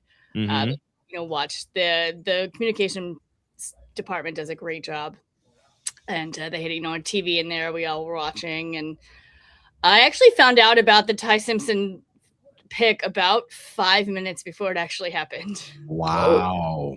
So that was cool to be like on the inside there. So that was pretty neat. It was an interesting thing too, because we all know what happened with McVay, and people thought he was pissed off that they took Ty in the first round, and we didn't need a quarterback. We have Matthew Stafford. We almost made the Super Bowl. We're making a Super Bowl push this year for sure. Why would you pick a quarterback in the first round? Why would you waste that pick? And obviously everyone thought from his body language, he was really upset. And he debunked that the very next day. Like, he walked into the media room and was like, do I seem angry? like he away. And I wish I had the video because I have it on my phone. I could have sent it to you. But we were all just laughing because it was obviously, he's like, I didn't know. He's like, I had no idea. He was like, something else had happened that he was upset about. So it happened right before that press conference, and he walked in, and it was not about Ty at all. And everyone, that thing blew up. Like, even I was like, guys, it wasn't, I think people edited it like it was worse than it was. Granted, there was definite tension. All of us were kind of like, okay, what is going on? Because that's not McVay. He's very, exciting and always has such a great energy. And he definitely, something was off, but none of us could figure out what it was. You know what I mean? Like him. So, but yeah, it wasn't as bad as everybody was making it out to be. And then I saw reels that people were editing things out of context completely. And finally I got on. I was like, guys, this is not what happened. Like, I was in the room. I was literally sitting in front of them. Like, I was first row. I heard it. So yeah, and everyone knows, come on, guys, a head coach and a GM, they're going to be on the same page. Yep. And then it came out days later that, McVay had talked to Ty prior even to the draft. Like, but Ty had to keep that under wraps, obviously. So yeah, it was just so blown out of proportion. And that was the first time I've been involved in something that I was there, and it went viral and grew like wildfire. And I was like, wow, I'm part of this moment. This is pretty cool. I'm right there. So I think the other time was when they fired Cardi. Also, I kind of got that breaking news as well, because I was there that day that they announced that at the Rams too. So it's cool to be there too, to be like, I'm one of the first people to hear this, because obviously their special teams was an issue last season. So yeah, and Cannoli is there too. Now, in your opinion, why did they pick Ty Simpson? I think because Matthew Stafford, I personally think, Matthew can stay as long as he wants, and McVay said it, and McVay stressed this is Matthew's team. He said it probably 20 times. He's going to be his predecessor. Let's be honest, and get him in there now.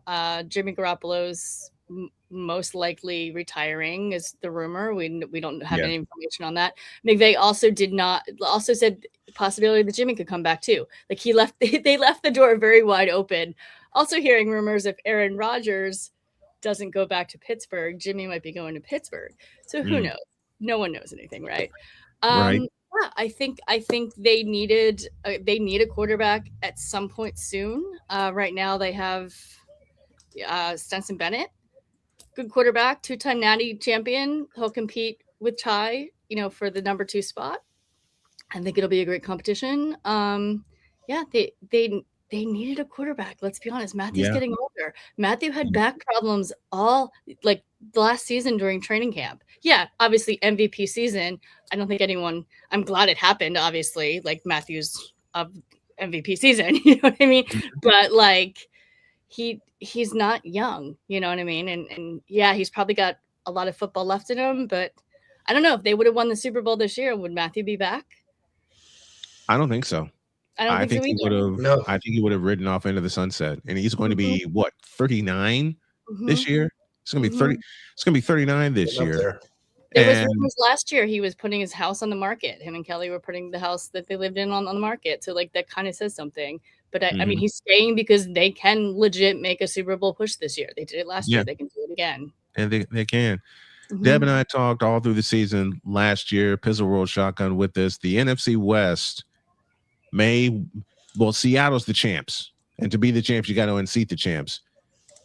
The same 3 teams that made the playoffs last year could very well do it again this year. Absolutely, 100%. They could very well do it again this year. It's just going to probably will. Yeah, it probably will. It's just going to depend on who gets the number 1 seed. Does it go through Seattle? Does it go through Los Angeles? Does it go through Santa Clara? All 3 teams legitimately can compete for the number 1 seed this year. And what makes San Francisco such an underrated threat, they got as far as they did without several major pieces last year. Absolutely. Those injuries just kept you guys. I'm scared of the 49ers, to be honest. I'm more scared of the 49ers healthy than I am Seattle. Yeah. And that's Super Bowl champions right now. Look, Seattle's the world champions, but I've had a couple of Seahawks talk to me, and they said, "You guys are healthy. I'm scared." This is coming from a couple of Seahawks fans because Seattle beat us in Santa Clara 13-3. McCaffrey had a key fumble in that game, but there were several pieces missing, including I believe Trent Williams was missing in that game, and we just couldn't get our offense going. But the fact, and I'm not glazing here, I'm just looking at the facts. The fact that San Francisco, with all the injuries to Fred Warner, Nick Bosa, George Kittle, Brock Purdy was out for a while, Ricky Pearsall was out for a while, and they still go 12-5. It was just insane. And I remember that one phone call. I was like, who are they? Who is McCaffrey? This guy is not human. He just carried the entire team. It was like, there's no way. There's no way they're going to win. And I was like, I'm sorry, Snowman. When we did picks for week 7, that's when Atlanta played San Francisco on Sunday Night Football.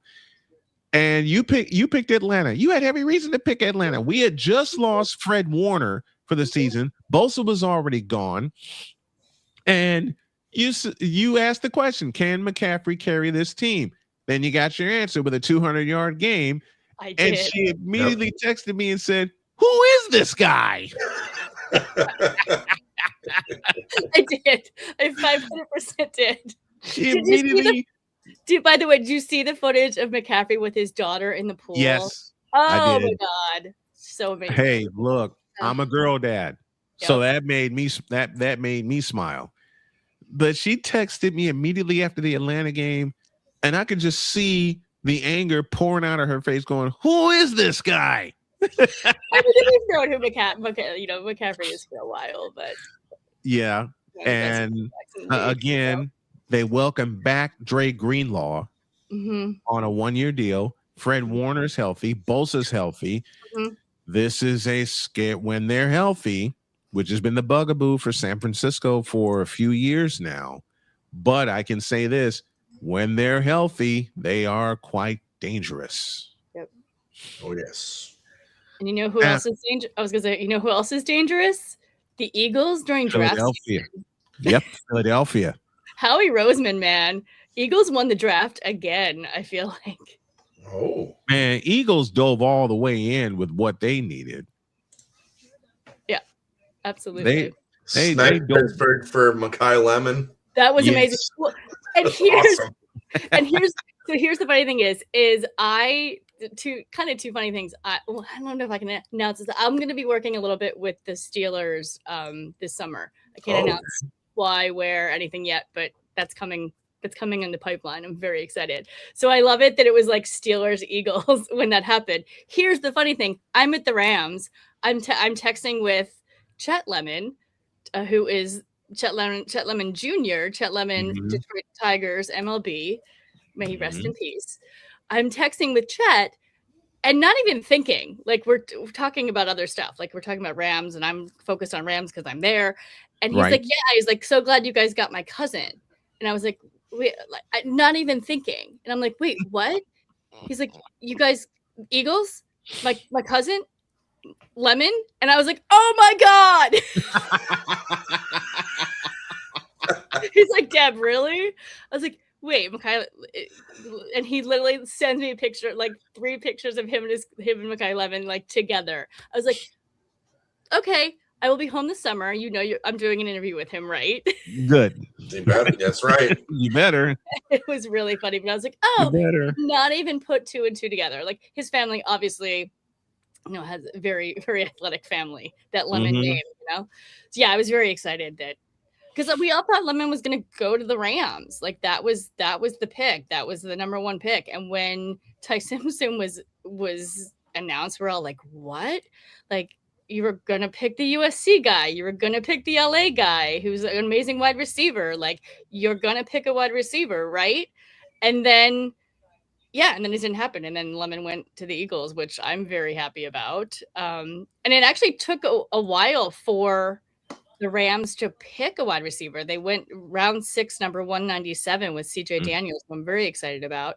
But we and even who was it? It was Nate. Nate Atkins in The Athletic. He actually asked in the press conference, like to Les and to McVay, like, when are we going to see a wide receiver here? Because they went, they did Ty, and then they drafted Max Clare, tight end. And then they went OT after that with Keegan Trost. And then finally, on the last day, we saw a wide receiver. And everybody was expecting that on the first pick. So, yeah. With San Francisco, they traded out of the first round because all the picks they wanted were already gone.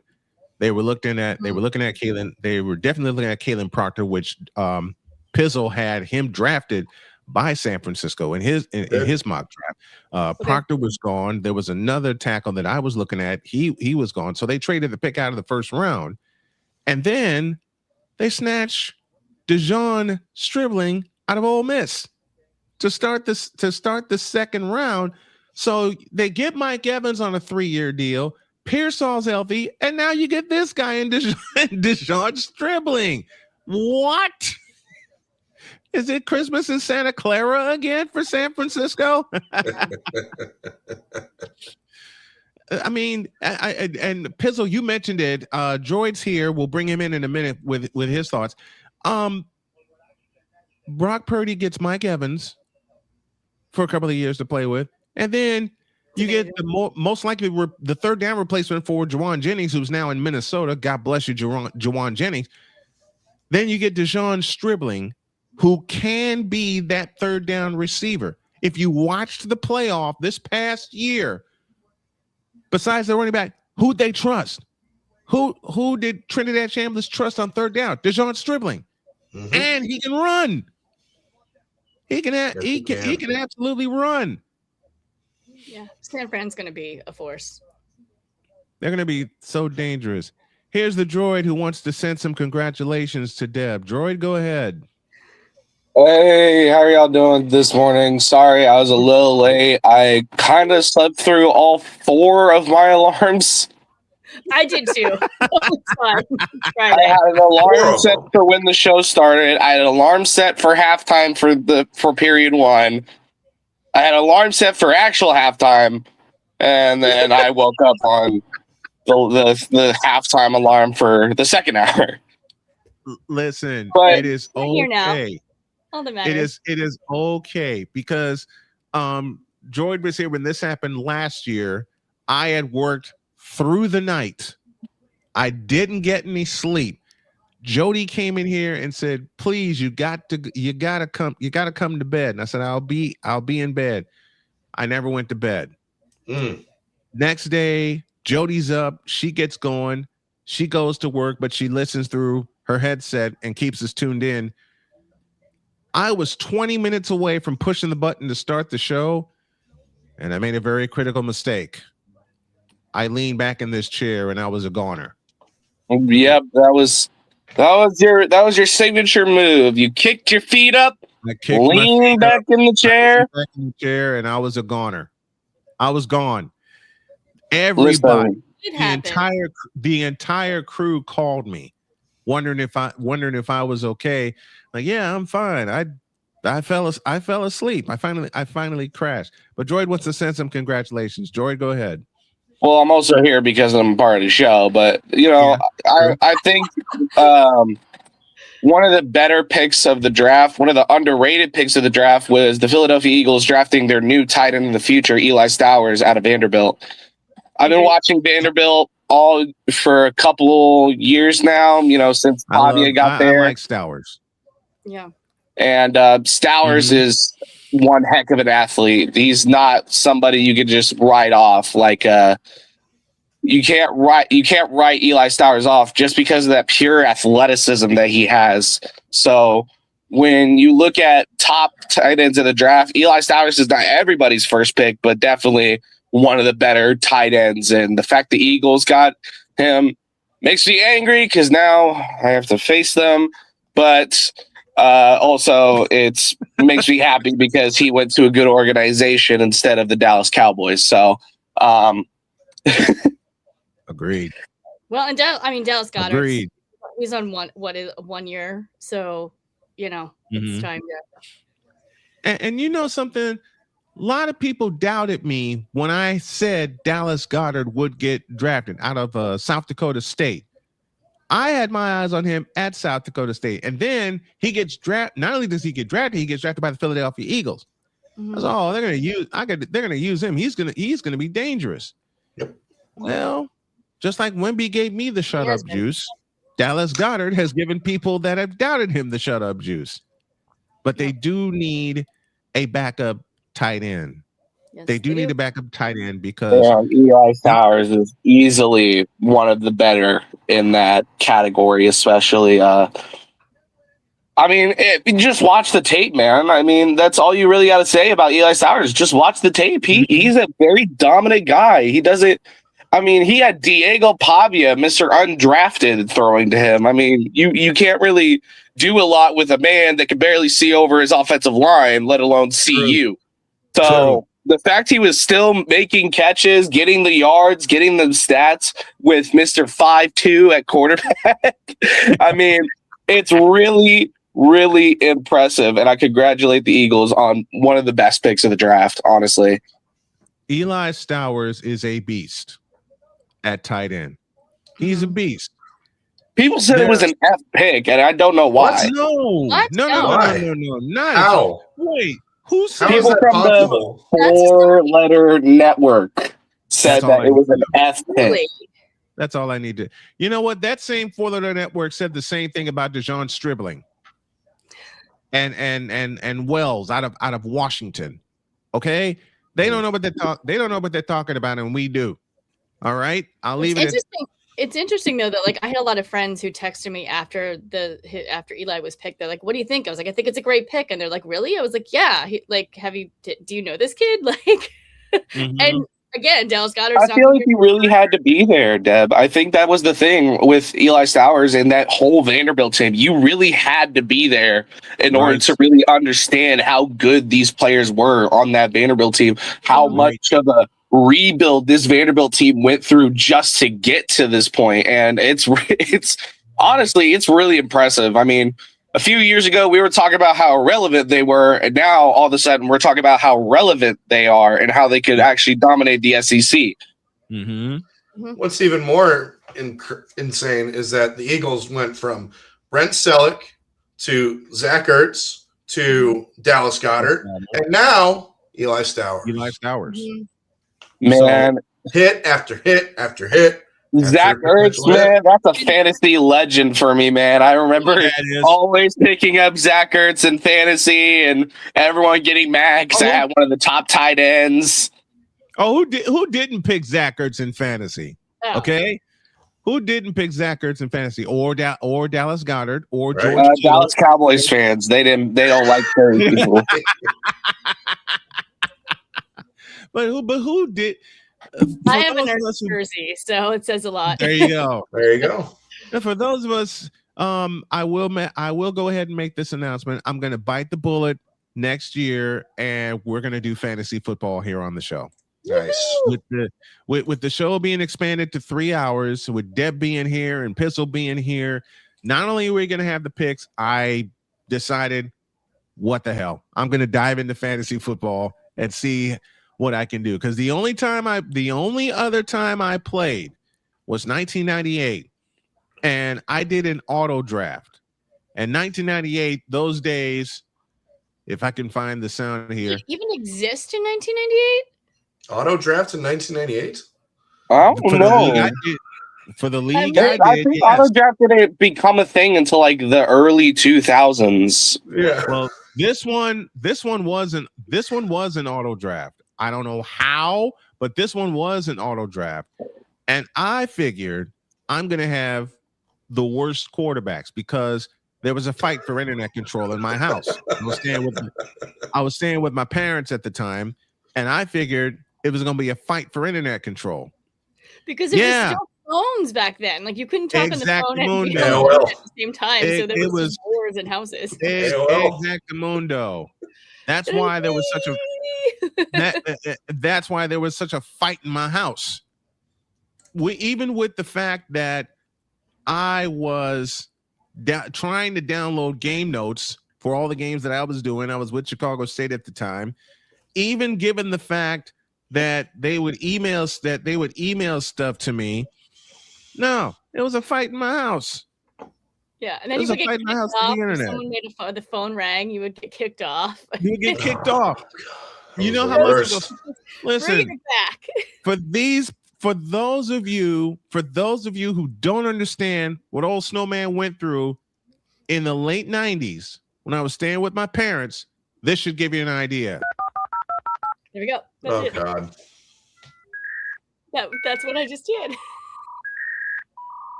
I'm having flashbacks. Oh, PTSD. PTSD. Ayo, hell, we'll give you PTSD. So the auto draft got done. 2 days later, I log in. I said, okay, let me see what quarterbacks I have. I don't know how this happened, but I wound up with Peyton Manning. Oh, no. 98. And Steve Young. Oh. Okay. I said, I looked at that draft and I said, how did I get these guys? All I had to remember was, oh, the Cutie Empress is here. I just saw Jen. I just saw your chat. Jen. Cute. I had to remember which team had the off week, and then there was a week that they played each other at Candlestick Park, and I had to flip a coin. I went with Steve Young. He basically won me that league. You won? I won. I don't know how, but do you know how often people win when they auto draft? It's like that was the luckiest draft. I took my title and went home. The fantasy league I do is with my gym. These people care more about Trader Joe's bags than they do football. They know nothing.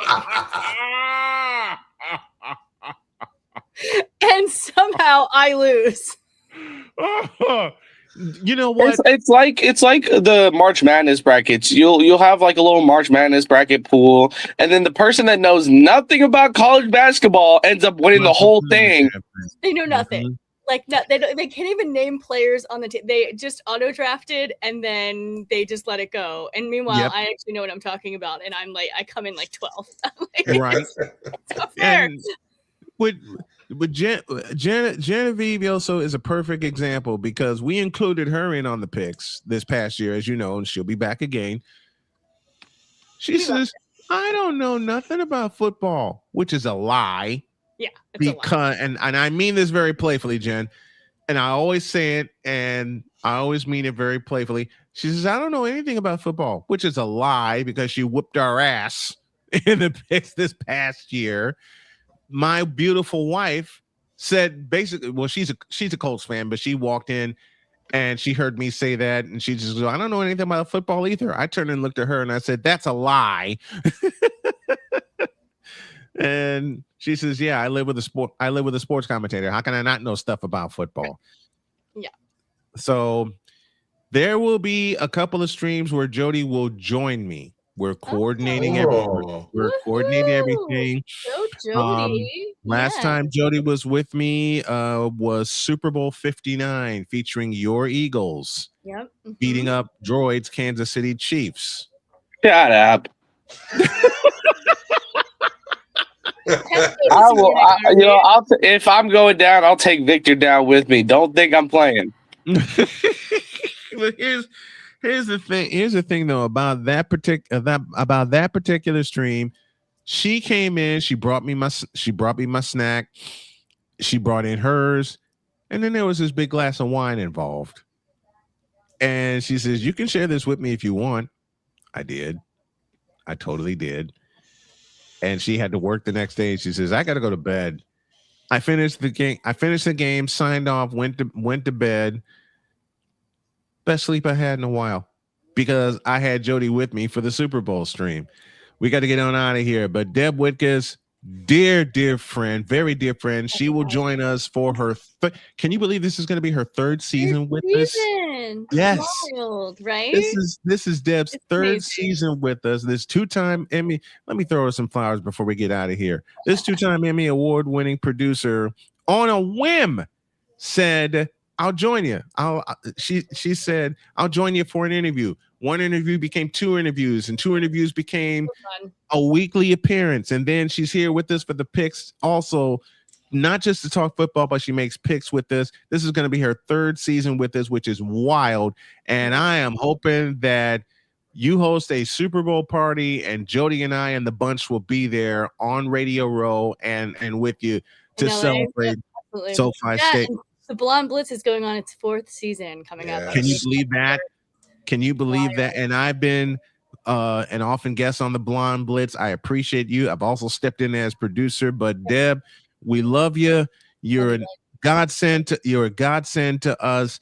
And happy 3rd season with the crew. We love you very much. Thanks for letting me be here. I have a blast with you guys every week. It's so much fun. Deb Whitcas, everybody. Thank you. See you soon.